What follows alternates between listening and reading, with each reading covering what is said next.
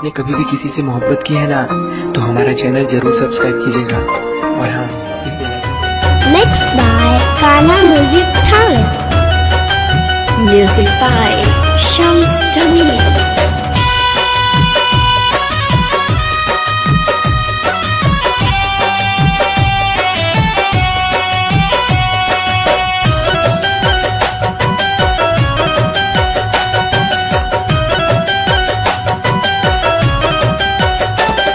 तू जहिया से चल गई ससुराल जा, तू जहिया से चल गई ससुराल जा, ई रोवेला दिल मोर करे इंतजार, ई रोवेला दिल मोर करे इंतजार, मोहब्बत में हमरा के पड़ल बमार, ई रोवेला दिल मोर करे इंतजार, ई रोवेला दिल मोर करे इंतजार।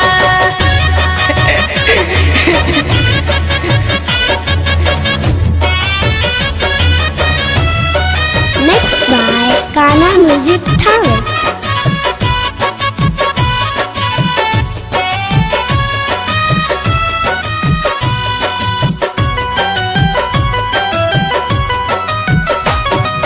दूसरा के तेजिया काटे लुमाजा, हमरा मोहब्बत में मिलता ताजा।